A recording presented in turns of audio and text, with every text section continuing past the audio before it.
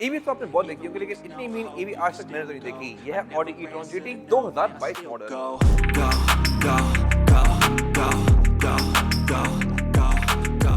और इसका rare and बहुत ज्यादा एग्रेसिव है। फिर इसके बारे में एक और मजे की चीज ये है कि ये गाड़ी और टाइकन ऑलमोस्ट सेम ही है, यानी कि आपको ई-ट्रॉन के पैसे में टाइकन वाले मजे मिल सकते हैं। बट इन ईवीज की सबसे बड़ी डाउन साइड इनकी आवाज ना होना है। ऑल्दो ये गाड़ी लुक्स के लिहाज से बहुत खूबसूरत है, लेकिन फुल रेस इन ईवीज की कोई आवाज नहीं आती। टोटल साउंड जो प्रोड्यूस करती है वो है व्हील स्पिन की, और इसमें दो मेन वर्जन आते हैं। ये गाड़ी नॉर्मल ट्रिम है, इसमें एक आरएस वाला वर्जन भी आता है। नॉर्मल ट्रिम होते हुए भी इस गाड़ी में लुक्स तो पूरी दी गई है, लेकिन फीचर्स थोड़े से कम आते हैं। इस तरह से नीचे यहाँ पे जो ये एरिया दिए गए हैं ये इसके ब्लैंक हैं। जो इसका आरएस वर्जन है उसमें यहाँ पे सेंसर्स आते हैं। फिर बाकी जहाँ तक बात है इसके फीचर्स की, तो इसमें पार्किंग सेंसर्स, ऑडी की ये लेजर एलईडी वाली हेडलाइट्स, ये सब तो दिया गया है। और इसके अलावा इसमें ये वाला एरिया जो है ये ग्रे आता है। अब गाड़ी का बेशक जो मर्जी कलर ले लें, ये एरिया ग्रे होगा। इसमें ये कोई खास नजर नहीं आ रहा क्योंकि गाड़ी है ही ब्लैक कलर में। फिर ये वाला एरिया भी इसका बॉडी कलर में आता है। बाकी इसमें फ्रंट पे फ्रंक आती है मोनोडेक्लेटर, हेडलाइट्स ऑटोमेटिक हैं, वाइपर रेन सेंसिंग है, और हेडलाइट्स ऑटो लेवल भी करती हैं।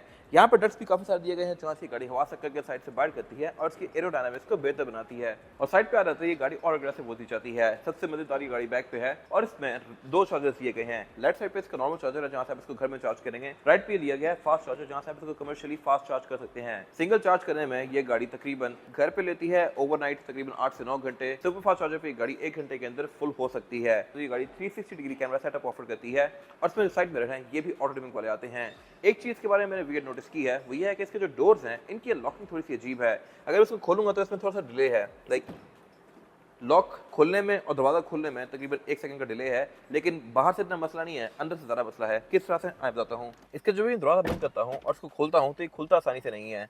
अगर मैं इसको पूरा खींचूंगा हैंडल को तो ये डोर नहीं खुलता पहली बार में। और बंदे की आदत होती है कि बंदा इसको खोलते ही दरवाजे को पुश करता है, बट इसमें ऐसा होता नहीं है। अब जैसे इसको पुश करेंगे तो लाइक इस तरह होता है पहले, और फिर दोबारा खोलेंगे तो फिर ये खुलेगा, और कई बार दूसरी बार में भी खुलने के बाद अड़ जाता है, तीसरी बार में खुलता है। तो ये मेरे ख्याल से अनोइंग चीज़ है। आई एम नॉट श्योर ऐसा क्यों है, अभी भी आप चेक करें। ये पहली बार में नहीं खुला, और फिर इसका दरवाजा बंद करने पे बंद भी बड़े जोर से होता है। नॉर्मल कार की तरह इसका दरवाजा बंद करूंगा तो ये लगता है बड़े जोर से है। बाकी इसका दरवाजा बंद होने पे विंडो ऊपर होती है। Same goes for back doors, इसका भी दरवाजा बंद करने पे विंडो रोल अप होती है।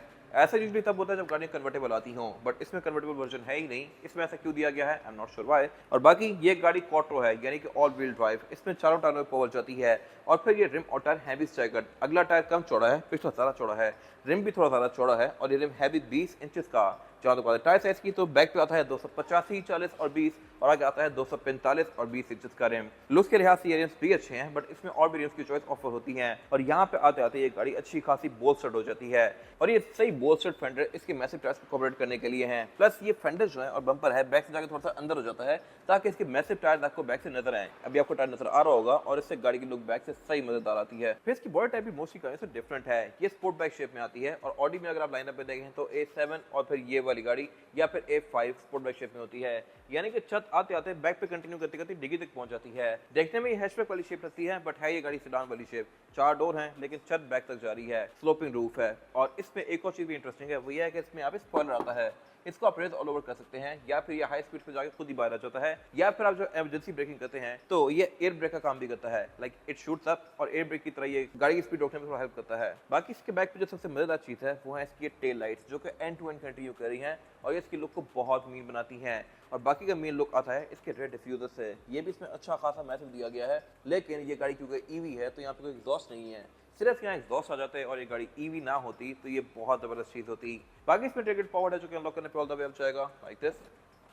और ट्रंक कैपेसिटी के लिहाज से भी गाड़ी ठीक है। स्पेयर टायर भी इसमें कंपनी से आया हुआ है, जो कि अगेन मेरे ख्याल से एक अच्छी चीज है। चार्जर वगैरह भी इसमें यहीं पे दिए गए होते हैं। फिर इसमें जो रूफ है ये पूरी ग्लास की है और एंड टू एंड कंटिन्यू करती है, लेकिन है ये कैमेलियन टिंट में, यानी कि ये धूप को काफी हद तक कंट्रोल करती है। लाइक सारी की सारी धूप अंदर ही आ जाएगी जैसे साइड से आ रही है, ऊपर से इससे काफी हद तक ये सोलर को रिफ्लेक्ट करती है। और रूफ पे ही रूफ रैक लगाने के लिए स्क्रूज के लिए जगह भी दी गई है। और एक्सटीरियर की तरह इस गाड़ी का इंटीरियर भी किसी स्पोर्ट्स कार से कम नहीं है। यहाँ पे सब कुछ काफी लग्जरियस किया गया है और सही लाइक हाई क्वालिटी दिया गया है। डैशबोर्ड में यहाँ पे काफी सारा कार्बन फाइबर कंटिन्यू किया गया है। सेम इसी कैटेगरी की कार आती है पोर्शे टायकान, लेकिन वो इससे काफी ज्यादा तंग है। ये गाड़ी अंदर थोड़ी खुली फील होती है as compare to that car. फिर जहाँ तक बात है फीचर्स की, तो इसमें जो सीट्स हैं ये इलेक्ट्रॉनिकली एडजस्टेबल हैं, ये हीटेड भी हैं। सेम लेदर कंटिन्यू किया गया है इसका डोर्स के अंदर भी। डोर्स भी इसके किसी स्पोर्ट्स कार से कम नहीं है, प्लस ये है भी बॉर्डरलेस। ये अगेन एक और मजे की चीज है। डोर बंद करे हुए इसकी विंडो अप या डाउन होती है। फिर इसमें साउंड सिस्टम आता है Bang & Olufsen का। यहाँ पे 14 Bang & Olufsen के स्पीकर्स दिए गए हैं और बाकी इसमें फिर डैशबोर्ड पे ये एम्बिएंट लाइटिंग भी कंटिन्यू करती है, जो कि इसकी लुक्स को थोड़ा और ज्यादा बेहतर बनाती है। इसको आप RGB कलर्स में स्विच भी कर सकते हैं।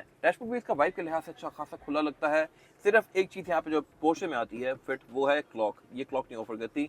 बाकी इस गाड़ी का डैशबोर्ड मेरे ख्याल से उससे ज्यादा बेहतर है। फिर इसमें यहाँ पे ये स्पीकर वगैरह दिए गए हैं। इस स्पेसिफिक गाड़ी में हेड्स अप डिस्प्ले नहीं है, बट इसके कुछ वर्जन ऑफर करते हैं। HUD इसमें एक एड ऑन फीचर है जो कि आप एक्स्ट्रा पे करके ले सकते हैं। मल्टीमीडिया स्क्रीन इसकी साइज के लिहाज से डिसेंट है और इसमें ब्लूटूथ, ऑक्स, नेविगेशन, USB ये सब कुछ आता है। एंड्रॉइड ऑटो, एप्पल कारप्ले भी है और यहाँ पे ये गाड़ी आपको इस तरह रेंज शो करवाती है। फिर यहीं से आप इसके स्पॉइलर को रेस ऑल ओवर भी कर सकते हैं। और क्लाइमेट कंट्रोल गाड़ी 3 जोन ऑफर करती है। 2 जोन फ्रंट पे है, एक जोन रेयर पैसेंजर्स के लिए अलग से दी गई है बैक पे। फिर यहाँ पे इसकी हीटिंग सीट्स के कंट्रोल दिए गए हैं। डिस्प्ले के लिहाज से भी डिसेंट है और एयरबैग इसके यहाँ पे दिए गए हैं। फिर नीचे यहाँ पे इसका ड्राइव सेलेक्ट दिया गया है। ये बेसिकली इसके ड्राइव मोड सेलेक्टर है और इन ड्राइव मोड्स के हिसाब से ये गाड़ी अपनी हाइट को भी रेस ऑल ओवर कर सकती है। यस, ये हाइट कंट्रोल ऑफर करती है और यहाँ पे आपको शो करिए कि ये गाड़ी एफिशिएंसी पे किस लेवल तक जाएगी, कंफर्ट पे किस लेवल पे रहेगी और डायनामिक पे किस लेवल पे रहेगी। नीचे अब इसका गेज सेलेक्टर दिया गया है और ऑडी के बारे में एक चीज मजे की है, e-tron में हमेशा गेज सेलेक्टर यूनिक आते हैं। This car is no different. ये छोटा सा दिया गया है और इसको गेज में इस तरह स्विच करेंगे लाइक दिस। और इवन इसके नीचे भी एम्बिएंट लाइटिंग जल रही है। Nice attention to detail. बाकी इसका फिर यहाँ पे एक वॉल्यूम रॉकर दिया गया है और मेरे ख्याल से वॉल्यूम रॉकर का ये सबसे बेस्ट कंट्रोल है अब तक मैंने जितनी गाड़ियाँ देखी हैं, क्योंकि इस वॉल्यूम रॉकर के ऊपर अगर आप बटन दबाएंगे तो गाने आगे पीछे कर सकते हैं। ऊपर नीचे म्यूट और अनम्यूट दिया गया है। वॉल्यूम रेस लोअर आप इस तरह घुमा के करेंगे तो ये मेरे ख्याल से बड़ी फिट चीज है और छोटी सी जगह में बहुत सारे फीचर्स दे दिए गए हैं। बाकी इसका ये वाला सारा पैनल बिल्कुल नॉर्मल और छोटा सा है। कप होल्डर्स यहाँ पे 2 दिए गए हैं। सेंटर कंसोल है तो सही, लेकिन इसकी स्पेस ना होने के बराबर है। यहाँ पर आप हार्डली एक छोटी सी कोई बुक या वॉलेट वगैरह रख सकते हैं। फिर यहाँ पावर आउटलेट दिए गए हैं C2C और इसमें रूफ आती है पूरी ही ग्लास की। ये देखने में तो बड़ी फिट लगती है टेस्ला की तरह, लेकिन इसकी एक चीज वियर्ड है, वो ये है कि इसमें शेड नहीं आता। अगर आप तपती धूप में हैं जून जुलाई की तो आप शेड अनफोल्ड नहीं कर सकते, आप पे धूप पड़ती ही रहेगी। स्टीयरिंग व्हील भी इसमें बॉटम कट आता है और है भी मल्टीमीडिया वाला। यहीं से मैं इसके मीटर के व्यूज को भी चेंज कर सकता हूँ इस तरह से। और इसके अलावा इसमें पेडल शिफ्टर्स भी दिए गए हैं। अभी गाड़ी कहने को ईवी है और ईवी में पेडल शिफ्टर की सेंस बनती नहीं है, बट इसका पर्पस यहाँ पे डिफरेंट है। ये बेसिकली कर्व्स के हैं, काइनेटिक एनर्जी रिजर्व सिस्टम, और यहाँ से इसकी मैं रीजन ब्रेकिंग को कम या ज्यादा कर सकता हूँ। माइनस करूंगा तो ये रीजन कम करेगी, ज्यादा करूंगा तो रीजन ज्यादा करेगी। फिर इसमें हेडलाइट कंट्रोल तो ऑटो आते ही हैं, लेकिन इसमें वाइपर ब्रेन सेंसिंग है। वाइपर्स यहाँ पे दिए गए हैं, हेडलाइट की कंट्रोल लेफ्ट पे है। हेडलाइट को आप ऑन और ऑफ यहाँ राइट से करेंगे। यहाँ पे मर्सिडीज की तरह नीचे कंट्रोल्स दिए गए हैं इसके। फिर इसके जहाँ तक बात है मीटर की, तो ये पूरी ही स्क्रीन है और इसको मैं काफी हद तक कॉन्फ़िगर कर सकता हूँ। यहाँ पे गाड़ी मुझे इसकी स्टैट्स शो करवाएगी। मोस्टली स्पीड लिमिट इसकी 300 तक है, जो कि ये इजीली हिट कर सकती है। और इसके अलावा यहाँ पे रेंज शो करवा रही है जो कि 294 किलोमीटर। ये भी ड्राइव मोड से चेंज होती है। अगर मैं इसका एफिशिएंसी पे कर दूंगा तो ये रेंज ज्यादा हो जाएगी। मोस्टली स्पोर्ट्स कार की तरह इसकी भी डोर्सल अच्छी खासी बड़ी दी गई है और यहाँ पे e-tron की डोर्सल है जो कि ग्लो करती है रात में। फिर इसमें एंट्री और एग्जिट भी आसान है, लेकिन ये थोड़ी एल्डरली लोगों के लिए तंग कर सकता है क्योंकि गाड़ी बहुत ज़्यादा नीचे है। डोर पैनल्स के लुक्स के लिहाज से डिसेंट तो है ही, बट इसकी ड्राइवर की सीट में 2 मेमोरी फंक्शन भी आते हैं। विंडोज में चारों ही सिंगल टैप वाली है। साइड में रेयर्स के हीटेड है, ऑटो रिट्रैक्टेबल भी है और इसके अलावा रेयर सीट की विंडो को आप यहाँ से लॉक अनलॉक भी कर सकते हैं। डोर्स के नीचे इसमें e-tron GT की वेलकम लाइट्स भी दी गई हैं जो कि रात को आपको इसमें वेलकम करती हैं। बैक पे इसमें रेयर पैसेंजर्स के लिए सीटिंग कैपेसिटी थोड़ी कॉम्प्रोमाइज है। यहाँ पे 2 ही लोग बैठ सकते हैं। 3rd की जगह ना होने के बराबर है। एडजस्ट किया जा सकता है, लेकिन यहाँ पे बस फर्स्ट की बैठना पड़ेगा उसको, क्योंकि यहाँ पे एक तो फ्लोर में हम काफी बड़ा दिया गया है। सीट की प्रॉपर कोई शेप नहीं है। हेडरेस्ट यहाँ पे 3 दिए गए हैं, लेकिन सीट्स यहाँ 2 ही हैं। लेकिन फीचर्स यहाँ पे अच्छे आते हैं। इस तरह से रेयर पैसेंजर्स के लिए यहाँ पे एयर वेंट्स दिए गए हैं। प्रॉपर एम्बिएंट लाइटिंग कंटिन्यू करती है। क्लाइमेट कंट्रोल की अलग से पूरी जोन है और एयर वेंट सिर्फ यहाँ ही नहीं बल्कि रेयर पैसेंजर्स के लिए पाँव पे भी दिए गए हैं। लेगरूम यहाँ पे ये पूरा है। अगर कोई लंबा बंदा बैठेगा तो इसको इशू हो सकता है, लेगरूम का भी और हेडरूम का भी। मेरे हिसाब से ये गाड़ी बिल्कुल परफेक्ट है, लेकिन लंबे बंदे को यहाँ इशू होगा। फिर इसमें यहाँ पे जो सीट्स के सेंटर में सेंटर कंसोल दिया गया है, इसको निकाल कर आप एज सेंटर कंसोल तो यूज कर ही सकते हैं। प्लस यहाँ पर टेस्ला साइड में ये वर्टिकल का फोल्डर भी दिए गए हैं।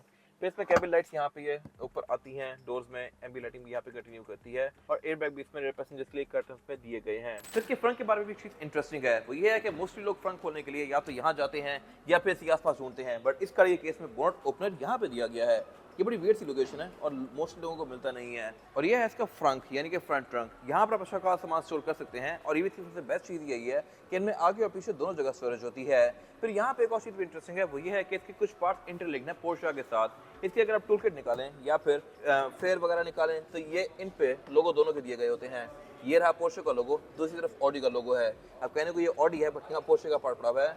इसकी वजह ये है कि टाइकन और ये गाड़ी बहुत सारे पार्ट्स शेयर करती है। फिर अगर बात कीजिए इस गाड़ी की कुछ टेक्निकल स्पेसिफिकेशंस की, तो ये गाड़ी बैटरी बैक ऑफर करती है 93.6 किलोवाट का, जो कि डिसेंट साइज है इस कैटेगरी के लिहाज से। और ये गाड़ी प्रोड्यूस करती है ऑलमोस्ट 600 हॉर्स पावर, जो कि अगेन एक मैसिव फिगर है इस साइज की गाड़ी के लिहाज से। ये गाड़ी टॉर्क के लिहाज से भी इंसेन है, एक सिंगल चार्ज में तकरीबन 400 किलोमीटर की रेंज देती है और इसके 0 to 100 3.7 सेकंड है। ये सारे फिगर सुपर कार्स वाले हैं और ये गाड़ी लगती भी सुपर कार ही है। खैर, जिस प्राइस पॉइंट पे ये गाड़ी है मेरे ख्याल से ये टोटली जस्टिफाइबल है।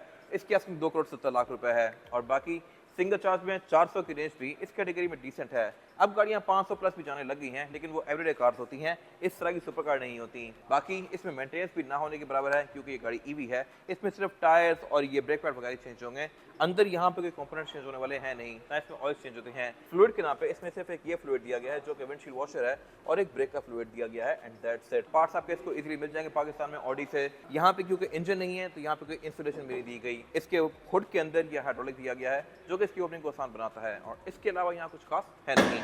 ये पीवीएफ प्रोटेक्टेड है, इस्लामाबाद रजिस्टर्ड है और इस पे गोल्डन नंबर लगा हुआ है इस्लामाबाद का। इसकी डिमांड 2 करोड़ 70 लाख है और ये सेगमेंट मोटरस्पोर्ट के पास अवेलेबल है। इसमें हमारे पास ग्रे कार भी अवेलेबल है, व्हाइट भी अवेलेबल है। और अगर आपने इसके बारे में कोई इन्फॉर्मेशन लेनी है तो आप दिए गए नंबर पे कॉल कर सकते हैं या फिर आप सेगमेंट मोटरस्पोर्ट को विजिट कर सकते हैं, जो कि DH2 के गेट 1 के ऑपोजिट लोकेटेड है। अगर आपको ये वीडियो पसंद आई है तो उसको लाइक जरूर कीजिएगा, चैनल को सब्सक्राइब जरूर कीजिएगा, और अगर आपके पास गाड़ी से रिलेटेड कोई भी राय है तो उसको कमेंट सेक्शन में शेयर भी जरूर कीजिएगा, ताकि वो लोग जो ये गाड़ी लेने वाले हैं वो आपकी राय से फायदा उठा सकें। अपना ख्याल रखिएगा। Thank you.